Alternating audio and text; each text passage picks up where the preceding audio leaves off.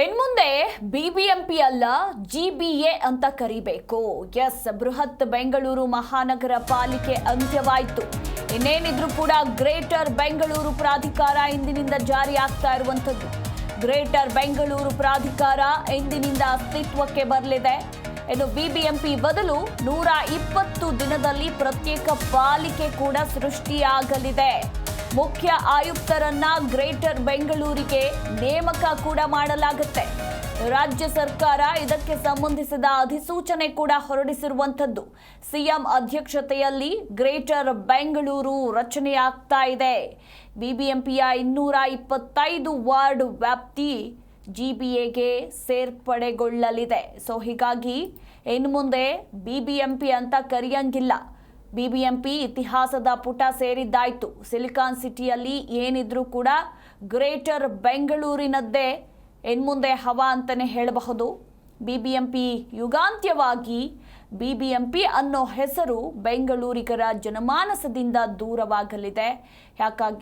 ಯಾಕಂದ್ರೆ ಇಂದಿನಿಂದ greater Bengaluru ಉದಯಿಸಲಿದ್ದು silicon ಸಿಟಿಯ ವ್ಯಾಪ್ತಿ ಕೂಡ ದೊಡ್ಡದಾಗ್ತಾ ಇದೆ.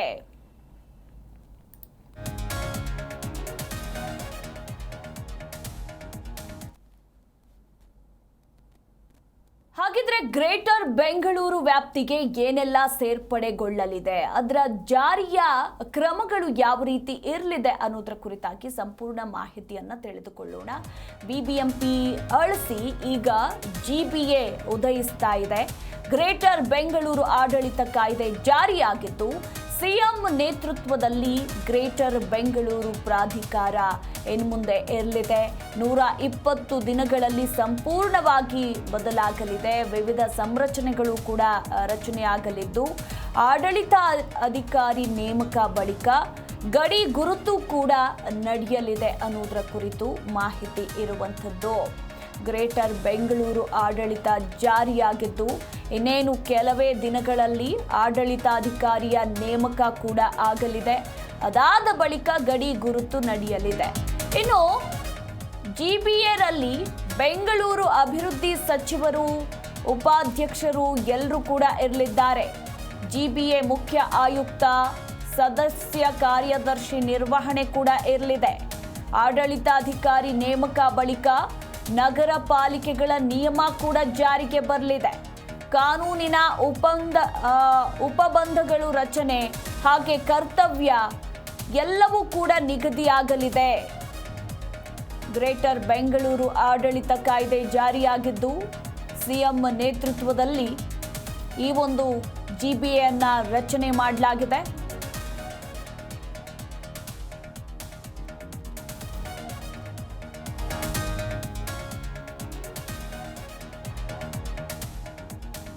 ಸಿಎಂ ಅಧ್ಯಕ್ಷತೆಯಲ್ಲಿ ಗ್ರೇಟರ್ ಬೆಂಗಳೂರು ರಚನೆಯಾಗಿರುವಂಥದ್ದು. ಮತ್ತೊಂದು ಕಡೆ ಹೊಸ ವ್ಯಾಪ್ತಿ, ಹೊಸ ವಿಸ್ತೀರ್ಣ ಏನಿದು ಅಂದ್ರೆ ಕನಿಷ್ಠ 3 ಪಾಲಿಕೆಗಳ ರಚನೆ ಆಗುತ್ತೆ ಅಂತ ಹೇಳಲಾಗ್ತಾ ಇರುವಂಥದ್ದು.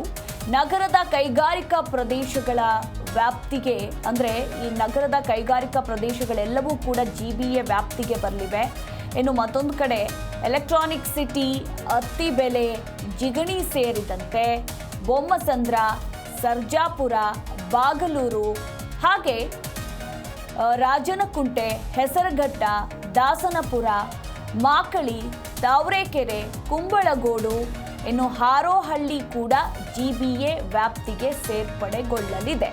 ಯಾವ್ಯಾವ ಪ್ರದೇಶಗಳು ಜಿಬಿಎ ವ್ಯಾಪ್ತಿಗೆ ಸೇರ್ಪಡೆಗೊಳ್ಳಲಿದೆ ಅನ್ನೋದರ ಕುರಿತಾಗಿ ನಾವು ನಿಮಗೆ ಮಾಹಿತಿಯನ್ನ ತಿಳಿಸ್ತಾ ಇದ್ದೀವಿ. ಮಾಕಳಿ, ತಾವರೆಕೆರೆ, ಕುಂಬಳಗೋಡು ಸೇರಿದಂತೆ ಬೊಮ್ಮಸಂದ್ರ, ಸರ್ಜಾಪುರ, ಬಾಗಲೂರು, ರಾಜನಕುಂಟೆ, ಹೆಸರಘಟ್ಟ, ದಾಸನಪುರ ಹಾಗೆ ಹಾರೋಹಳ್ಳಿ ಕೂಡ ಜಿಬಿಎ ವ್ಯಾಪ್ತಿಗೆ ಸೇರ್ಪಡೆಗೊಳ್ಳಲಿದೆ.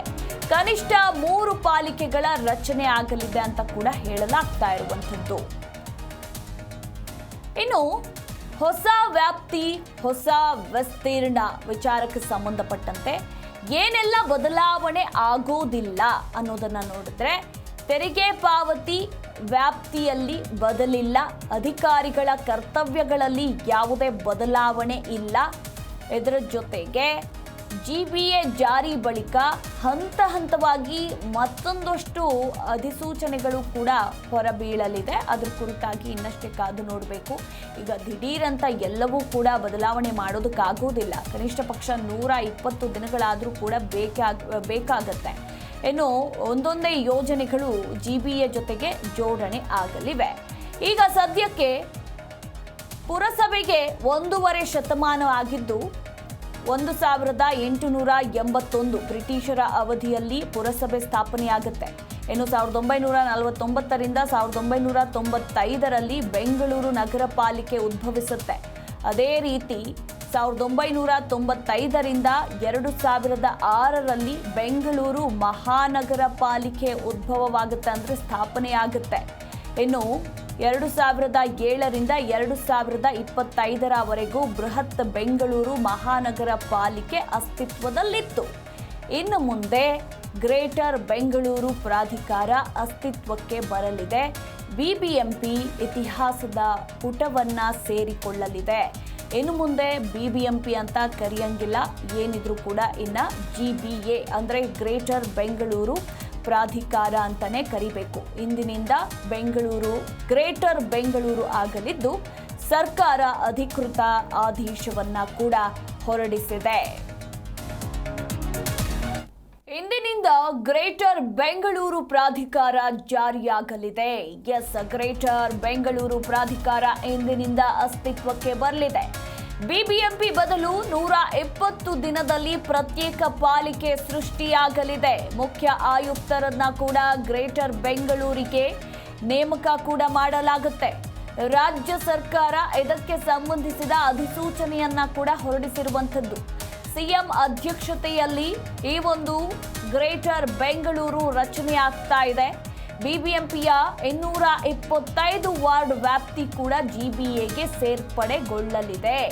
ಎಸ್, ಗ್ರೇಟರ್ ಬೆಂಗಳೂರು ಪ್ರಾಧಿಕಾರ ಇಂದಿನಿಂದ ಅಸ್ತಿತ್ವಕ್ಕೆ ಬರ್ತಾ ಇದೆ. ಇನ್ನು ಮುಂದೆ BBMP ಇಲ್ಲ, ಏನಿದ್ರು GBA ಅಂದ್ರೆ ಗ್ರೇಟರ್ ಬೆಂಗಳೂರು ಅಥಾರಿಟಿ. BBMP ಅಂತ ಕರೆಯೋ ಹಾಗಿಲ್ಲ. ಇತಿಹಾಸದ ಪುಟವನ್ನ ಸೇರಿದ BBMP ಸಿಲಿಕಾನ್ ಸಿಟಿಯಲ್ಲಿ ಈಗ ಗ್ರೇಟರ್ ಬೆಂಗಳೂರು ಉದಯಿಸ್ತಾ ಇದೆ. BBMPಯ ಯುಗಾಂತ್ಯವಾಗಿದೆ. ಈ ಮೂಲಕ BBMP ಅನ್ನೋ ಹೆಸರು ಬೆಂಗಳೂರಿಗರ ಜನಮಾನಸದಿಂದ ದೂರ ಆಗಲಿದೆ. ಯಾಕಂದ್ರೆ ಇವತ್ತಿನಿಂದ ಗ್ರೇಟರ್ ಬೆಂಗಳೂರು ಉದಯಿಸಲಿದ್ದು, ಸಿಲಿಕಾನ್ ಸಿಟಿಯ ವ್ಯಾಪ್ತಿ ಕೂಡ ದೊಡ್ಡದಾಗ್ತಾ ಇದೆ. ಇಂದಿನಿಂದ ಗ್ರೇಟರ್ ಬೆಂಗಳೂರು ಆಗಲಿದ್ದು, ಸರ್ಕಾರ ಇಂದು ಅಧಿಕೃತ ಆದೇಶವನ್ನ ಹೊರಡಿಸಿದೆ. ಸಿಲಿಕಾನ್ ಸಿಟಿ ಬೆಂಗಳೂರು ಕೇಂದ್ರ ಉತ್ತರ, ಬೆಂಗಳೂರು ದಕ್ಷಿಣ, ಈ ರೀತಿಯಲ್ಲಿ 3 ಪಾಲಿಕೆಗಳಾಗಿ ವಿಸರ್ಜನೆಯಾಗಲಿದೆ. ಜೊತೆಗೆ BBMP ಅನ್ನೋ ಹೆಸರು ತನ್ನ ಅಸ್ತಿತ್ವವನ್ನ ಕಳೆದುಕೊಳ್ಳಲಿದೆ. ಕಾಯ್ದೆಯ ಪ್ರಕಾರ 3 ಇಲ್ಲವೇ 5 ಪಾಲಿಕೆಯನ್ನಾಗಿ ಮಾಡಿ ಗ್ರೇಟರ್ ಬೆಂಗಳೂರು ಕೇಂದ್ರ, ಗ್ರೇಟರ್ ಬೆಂಗಳೂರು ಉತ್ತರ, ಗ್ರೇಟರ್ ಬೆಂಗಳೂರು ದಕ್ಷಿಣ ಹೀಗೆ ನಾಮಕರಣ ಮಾಡುವ ಸಾಧ್ಯತೆ ಇದೆ. ಇನ್ನು GBA ಆಡಳಿತಾಧಿಕಾರಿ ಅಧಿಕಾರವನ್ನ ಚಲಾಯಿಸಲಿದ್ದಾರೆ.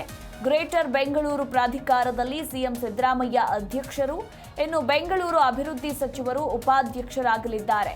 ಅಂದ್ರೆ DCM DKಶಿ. ಉಳಿದಂತೆ ಸ್ಥಳೀಯ ಶಾಸಕರು, ಸಂಸದರು, ಸ್ಥಳೀಯ ಸಂಸ್ಥೆಯ ಮುಖ್ಯಸ್ಥರು ಸದಸ್ಯರಾಗಲಿದ್ದಾರೆ. ಈ ಕುರಿತು ಇನ್ನೂ ಹೆಚ್ಚಿನ ಡೀಟೇಲ್ಸ್ ಕೊಡ್ತಾರೆ ನಮ್ಮ ಪ್ರತಿನಿಧಿ ಭವ್ಯ. 2007ರಲ್ಲಿ ಜನ್ಮ ಪಡೆದಂತಹ BBMP ಯುಗಾಂತ್ಯವಾಗಿದೆ.